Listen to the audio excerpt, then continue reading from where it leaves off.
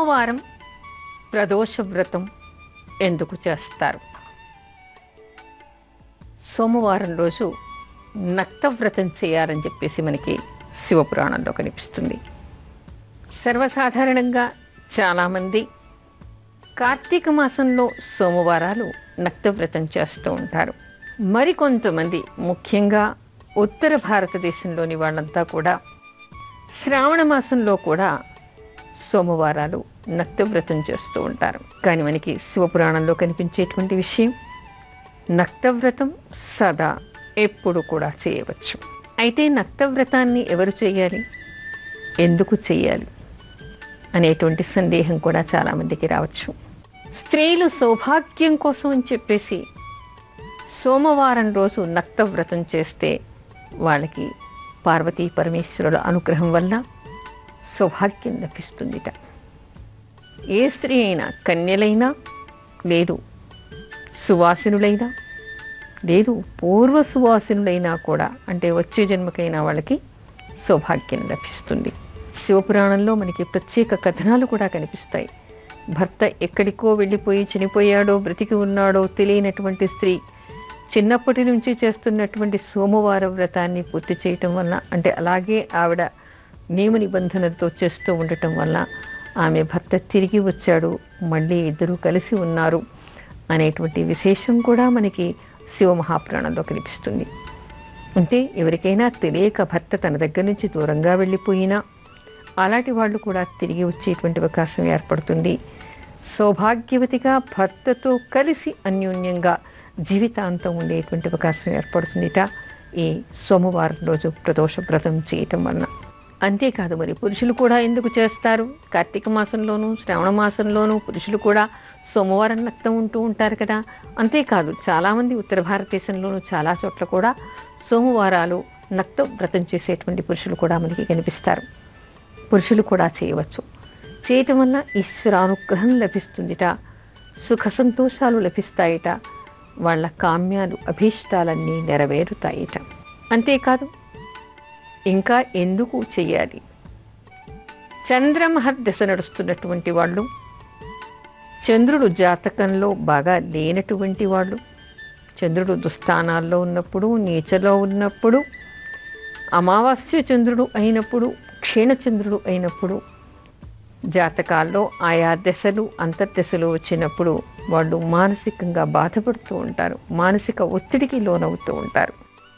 అలాంటి వాళ్ళందరూ కూడా సోమవారం ప్రదోష వ్రతం చేయటం వలన, ఈశ్వరానుగ్రహం వలన వాళ్ళకు ఉండేటువంటి దోషాలు పోతాయి. అందుకని ఎవరైనా కూడా సోమవారం రోజు ప్రదోష వ్రతం చేయాలి అంటారు. అయితే సోమవారం ప్రదోష వ్రతం ఏ విధంగా చేయాలి, దీనికి ఎలాంటి నియమ నిబంధనలు ఉన్నాయి? ప్రదోష వ్రతం మనం శని ప్రదోషం చేస్తూ ఉంటాం. నవగ్రహాల కోసం కూడా ఏ గ్రహాలకి దోషాలు ఉంటే ఆయా రోజుల్లో ప్రదోష వ్రతాలు చేస్తూ ఉంటాం. అయితే సోమవారం ప్రదోష వ్రతం ఏ విధంగా చేయాలి? స్త్రీలు కానీ, పురుషులు కానీ, దంపతులుగా కానీ, పిల్లలు కానీ ఎవరైనా సోమవారం వ్రతం చేయాలి అని అనుకుంటే ఉదయాన్నే ప్రాతకాలాన లేచి తలస్నానం చేసి ఈశ్వరుడి దగ్గర సంకల్పం చేసుకోవాలి. ఈశ్వర, ఈరోజు నేను సోమవారం ప్రదోష వ్రతం చేయాలనుకుంటున్నాను, నిర్విఘ్నంగా కొనసాగించు, అనుగ్రహించు అని నమస్కారం చేసుకోవాలి. ఆ రోజు పగలంతా కూడా ఏమీ తినకూడదు. చాలామంది అడుగుతూ ఉంటారు, షుగర్ అండి, ఇంకేదో ఉందండి, ఏదైనా తినకూడదా? పిల్లలండి, మేము టిఫిన్ తినకూడదా అని చెప్పేసి అడుగుతూ ఉంటారు. ప్రత్యామ్నాయంగా అంతటి క్యాలరీస్ ఉండేలాగా పాలు తీసుకోండి, పళ్ళు తీసుకోండి. కానీ వండిన పదార్థాలు కానీ, ధాన్యం కానీ, ఉప్పు కానీ అలాంటివి కూడా తినకూడదు. ఎప్పటిదాకా తినకూడదు? సాయంత్రం సూర్యాస్తమయ సమయానికి మళ్ళీ స్నానం చేసి పరిశుద్ధులై శివాలయానికి వెళ్ళి శివుడికి అభిషేకం కానీ అర్చన కానీ చేసుకుని శివాలయంలో దీపారాధన చేసి 11 చండీ ప్రదక్షిణలు చేయండి. అలా చేసిన తర్వాత శివదర్శనం అయిన తర్వాత శివపంచాక్షరి ఉపదేశం ఉన్నటువంటి వాళ్ళైతే అక్కడ కూర్చొని మంత్రజపాన్ని చేయండి. ఎవరు శివాలయంలో శివుడికి ఎదురుగా కూర్చొని శివపంచాక్షరి మంత్రజపాన్ని సహస్రాధికంగా చేస్తారో వాడికి తప్పనిసరిగా శివానుగ్రహం కలుగుతుంది అనేటువంటి విషయం కూడా మనకి శివ మహాపురాణంలో కనిపిస్తోంది. అందుకని అక్కడ కూర్చొని ప్రశాంతంగా ఆ మంత్రజపం చేసుకోండి. లేదు శివాయ నమః శివాయ నమః అని 1108 సార్లు, వీలు కాదు ప్రతి సోమవారం అంత చేయటానికి అనుకుంటే 108 సార్లు, కనీసం 11 సార్లు చేసుకోండి. ఎవరికైనా అపమృత్యు దోషాలు ఉన్నాయి, చంద్రుడు బాగా లేడు అని అనుకుంటే వాళ్ళందరూ కూడా శివుడికి ఎదురుగా కూర్చొని చంద్రశేఖరాష్టకాన్ని చదువుకోండి.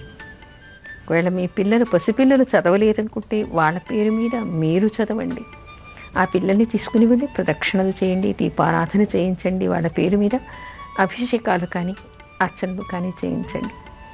అలా చేయటం వలన శివానుగ్రహంతో మీకు ఉండేటువంటి దోషాలు, అపమృత్యు దోషాలన్నీ పోతాయి అని తెలుసుకోవాలి. ఆ తర్వాత ఇక్కడ ఇంకో విషయం, నక్త భోజనం అంటున్నాం కాబట్టి పొద్దున్నుంచి ఏమి తినకూడదు కాబట్టి సాయంత్రం శివుడి దగ్గర అర్చన, హారతి, అభిషేకం అయిన తర్వాత అక్కడ ఉండేటువంటి బ్రాహ్మడికి కానీ లేదా ఎవరైనా పేదవాళ్ళకి కానీ భోజనం పెట్టడము, లేదా ఏదైనా సామాగ్రి ఇవ్వటము, లేదా శాఖాదానం చేయటము, లేదా ఏ కాలంలో వచ్చేటువంటి ఫలాలు పళ్ళేవైనా కూడా దానం తినడానికి ఇచ్చి అప్పుడు ఇంటికి వచ్చి సాత్విక ఆహారాన్ని భోజనం చేయాలి.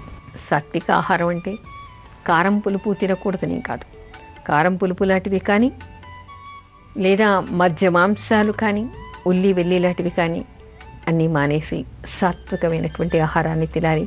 శివనామస్మరణ చేస్తూ ఆ రోజు నేల మీద పడుకోవాలి. ఆ తర్వాత బ్రహ్మచర్యం చేయాలి. ఇలాంటి నియమాలన్నీ కూడా ఎవరు ప్రతి సోమవారం రోజు పాటిస్తారో వాళ్ళకి ఈ సోమవారం ప్రదోష వ్రతం చేసినటువంటి ఫలితం లభిస్తుందిట. అందుకని ఎవరెవరికి ఎలాంటి దోషాలు ఉన్నాయో, స్త్రీలైతే సౌభాగ్యం కోసం చేయొచ్చు, పురుషులు ఈశ్వరానుగ్రహం కోసం, అపమృత్యు దోషాలు తొలగిపోవడం కోసం చేయొచ్చు, మీరు మీ పిల్లల కోసం చేయవచ్చు. అంతేకాదు చంద్ర దోషం ఉన్నటువంటి వాళ్ళు ఆ చంద్రుడి దశాంతర్దశలు ఎంతకాలం ఉన్నాయో అంతకాలం కూడా వాళ్ళు ఈ సోమవారం ప్రదోష వ్రతం చేయవచ్చు. అలా చేయటం వల్ల ఆ దోషాలన్నీ పరిహారం అవ్వటం, మీ మనోభీష్టాలు నెరవేరడం జరుగుతుంది. అందుకని సోమవారం ప్రదోష వ్రతం అనేటువంటిది అత్యంత విశిష్టమైనటువంటిది. అయితే ఇక్కడ సోమవారం ప్రదోష వ్రతం చేసినప్పుడు అభిషేకాలు చేయాలి అంటే అన్ని గుళ్ళల్లో చేయటం లేదు అనేటువంటి మాట కూడా చాలామంది చెప్తూ ఉన్నారు. కానీ సోమవారమే కాదు, ఎప్పుడైనా శివుడికి ప్రదోష కాలంలో అభిషేకాలు చేయడం అనేటువంటిది విశిష్టమైనటువంటిది. కనీసం సోమవారం రోజు, మాస శివరాత్రి రోజు, ఆర్ద్ర నక్షత్రం వచ్చినప్పుడు విశిష్టమైనటువంటివి అని తెలుసుకొని దేవాలయాల్లో కూడా అలాంటి అభిషేకాలు నిర్వహించడం వల్ల భక్తులకు ఎంతో సదుపాయంగా ఉండేటువంటి అవకాశం ఉంటుంది. తర్వాత ఇంటికి వచ్చిన తర్వాత కూడా వాళ్ళు చంద్ర దర్శనం చేసుకుని చంద్రుడికి అర్ఘ్యం వదిలి ఆ తర్వాత మాత్రమే భోజనం చేయాలి. అలా చేయటం వలన సంపూర్ణంగా సోమవారం ప్రదోష వ్రతం చేసినటువంటి ఫలితం మనకి లభిస్తుంది అని తెలుసుకో. ఏ వ్రతాలు చేయటం వలన వైధవ్య దోషాలు పోతాయి మనం ఇంతకుముందు చెప్పుకున్నాం.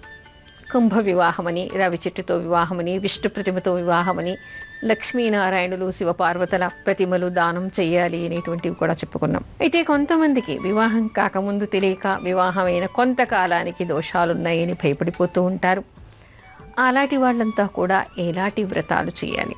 మనకి ముఖ్యంగా ముహూర్త చింతామణిలో కనిపించేటువంటి విషయం, పురాణాల్లో కనిపించేటువంటి విషయం, ఏ అమ్మాయికైనా లేదా ఏ స్త్రీకైనా వైధవ్య దోషాలు ఉన్నప్పుడు వాళ్ళు సావిత్రీ వ్రతం చేయాలిట.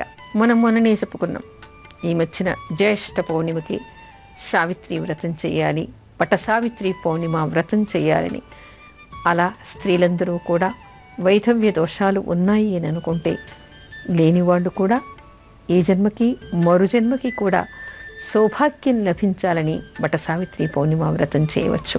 అందుకని అలాంటి స్త్రీలందరూ కూడా జ్యేష్ఠ పౌర్ణిమ ముందే ఆ వ్రతాన్ని పట్టి, ఆ వ్రతం పడుతున్నప్పుడు కూడా వాళ్ళకి అప్పుడు వర్జం కానీ గ్రహణం కానీ, ఆ పౌర్ణిమకి గ్రహణం కానీ లేదా మూఢం కానీ ఉండకుండా చూసుకుని వాళ్ళ జన్మ నక్షత్రానికి బాగున్నప్పుడు అలాంటి పౌర్ణిమని ఎంచుకొని, అంటే ఆ సంవత్సరంలో ఏ సంవత్సరంలో బాగుంటుందో ఆ సంవత్సరంలో వాళ్ళు వ్రతాన్ని ప్రారంభించి వట సావిత్రి పౌర్ణిమ వ్రతాన్ని చేయాలి. అలా చేయటం వలన సౌభాగ్యం ఏర్పడుతుందిట.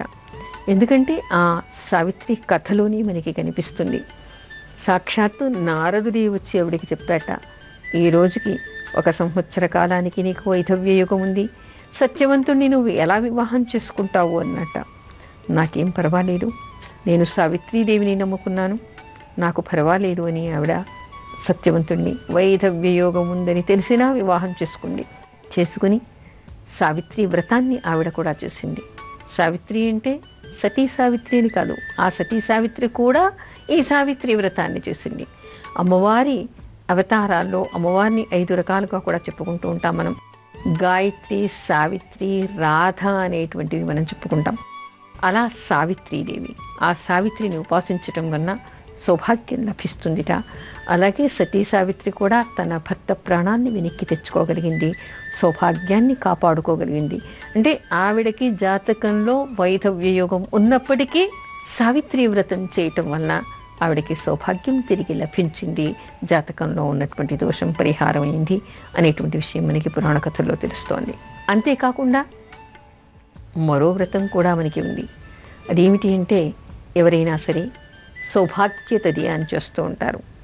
రేపు మనకి భాద్రపద మాసంలో వినాయక చవితి కంటే ముందు వచ్చేటువంటి తదియ, అంటే భాద్రపద శుద్ధ చవితి రోజు, భాద్రపద శుద్ధ తదియ రోజు ఆ వ్రతాన్ని చెయ్యాలి. ఆ వ్రతం చేసిన అంటే ఆ రోజు భాద్రపద శుద్ధ తదియ రోజు సౌభాగ్య గౌరీ వ్రతం చేయటం వల్ల సౌభాగ్యం లభిస్తుంది అనేటువంటి విషయం కూడా మనకి చెప్తారు. దానికి కూడా కఠిన నియమాలుంటాయి. షోడశ గౌరీ వ్రతం అని, స్వర్ణ గౌరీ వ్రతం అని, హరితాళికా గౌరీ వ్రతం అని ఆ రోజు 3 రకాలుగా చేస్తూ ఉంటారు. పగలు స్వర్ణ గౌరీ అని, షోడశ గౌరీ అని చేసి రాత్రి హరితాళికా గౌరీ అని చేస్తూ ఉంటారు. అలా ఆ గౌరీ వ్రతం చేయటం వలన ఆ తర్వాత మరునాడు అంటే ఆ రాత్రంతా కూడా జాగరణ చేసి ఆ మరునాడు వినాయక చవితి రోజు వినాయకుడిని ప్రతిష్టాపన చేసిన తర్వాత గౌరీదేవికి ఒడిబియ్యం పెట్టిన తర్వాత ఉద్వాసన చేస్తారు. అలా చేయటం వలన స్త్రీలకి సౌభాగ్యం లభిస్తుంది అనేటువంటి విషయం కూడా మనకి పురాణాల్లో కనిపిస్తోంది. అంటే ఎప్పుడెప్పుడు చేయాలి? మనకి సతీ సావిత్రి చేసినటువంటి వ్రతం సావిత్రి వ్రతం జ్యేష్ఠ పూర్ణిమకి చేయటం, ఆ తర్వాత ఈ సౌభాగ్య తదియ అని చెప్పేసి భాద్రపద మాసంలో చేయటం.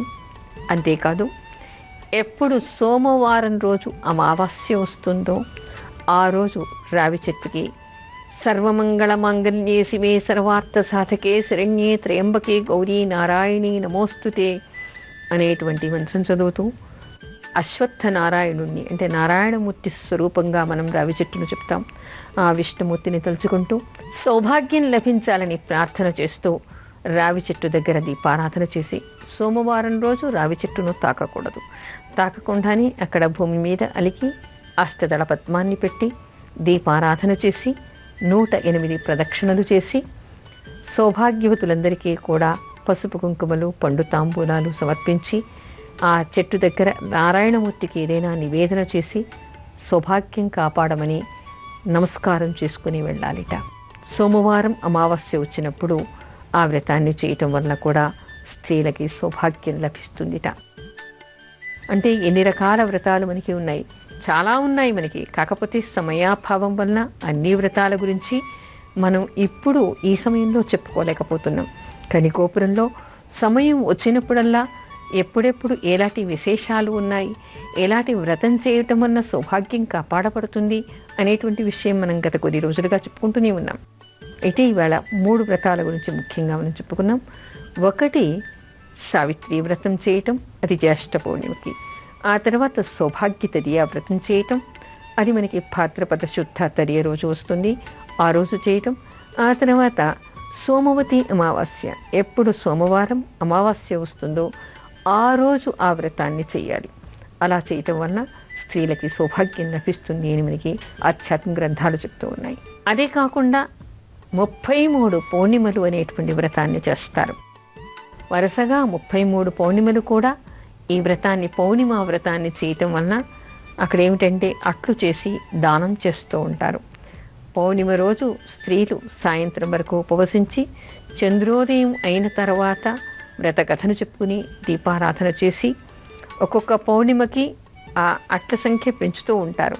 అలా పెంచి ఎవరైనా ముత్తైదును పిలిచి దానం చేస్తూ ఉంటారు. రథాక్షితలు వేసుకుని కథ చెప్పుకుని ఆ రోజు ఉపవసించటం వలన పౌర్ణిమ వ్రతం చేయటం వలన సౌభాగ్యం లభిస్తుంది, కడుపు చలవ అని కూడా చెప్తారు. అంటే కడుపు చలవ అంటే వాళ్ళకి పుట్టినటువంటి పిల్లలు చల్లగా ఉంటారు అని అర్థం.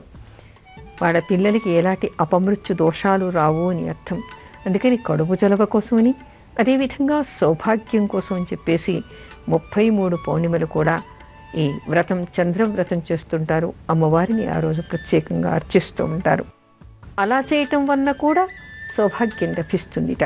మనకి భాద్రపద మాసంలో వచ్చేటువంటి సౌభాగ్యతదియ, సోమవారం వచ్చేటువంటి అమావాస్య వ్రతం, జ్యేష్ఠ పౌర్ణిమకు వచ్చేటువంటి వట సావిత్రి వ్రతం, 33 పౌర్ణిమలు ఒక మంచి పౌర్ణిమకి ఎంచుకొని కార్తీక మాసంలో సాధారణంగా ఈ 33 పౌర్ణిమల వ్రతాన్ని ప్రారంభం చేస్తారు. కార్తీక పౌర్ణిమ నుంచి మొదలుపెట్టి చేస్తారు. అలా చేయటం వలన అసలు కార్తీక పౌర్ణిమ రోజు ఉపవసించి ఆ రోజు రాత్రి చంద్రుడికి పూజ చేసుకుని అమ్మవారికి శివపార్వతుడికి పూజ చేయటం వలన సౌభాగ్యం లభిస్తుంది అని చెప్తారు. ఆ విధంగా చేసినా కూడా సౌభాగ్యం స్త్రీలకి లభిస్తుంది. అంటే జాతకంలో దోషాలున్నాయని భయపడకుండా, ఎవరైనా సరే వివాహానంతరం తెలిసినా కూడా దానికి పరిహారంగా భక్తి ప్రపత్తులతో ఎవరు భగవంతుడికి తమకి తాము సమర్పించుకొని వ్రతాలు నియమనిష్టలతో ఎవరు చేస్తారో వాళ్ళందరికీ కూడా భగవంతుడి అనుగ్రహం వలన వాళ్ళకు ఉండేటువంటి దోషాలు పరిహారం అవుతాయి అని తెలుసుకోవాలి.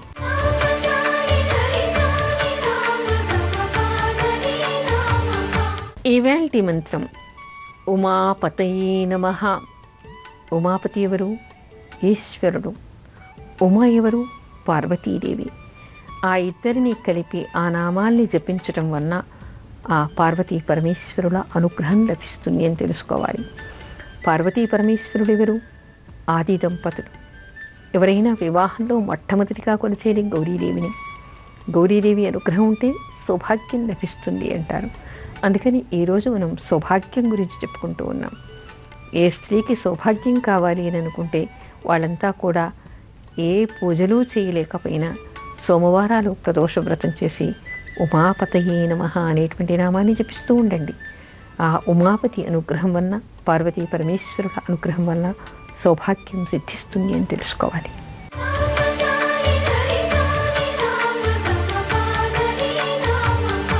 ఇప్పుడు అర్చనలో కొన్ని భక్తి గీతాలు.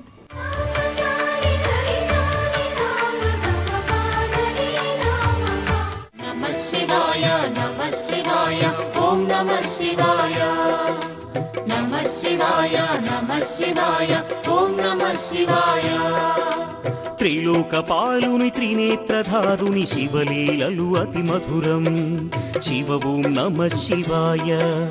బ్రహ్మముఖమునా జనించిన ఆ శివుని కథలు అతి మధురం. హర ఓం నమః శివాయ. శివ ఓం నమః శివాయ హర ఓం నమః శివాయ హర ఓం నమః శివాయ శివ ఓం నమః శివాయ.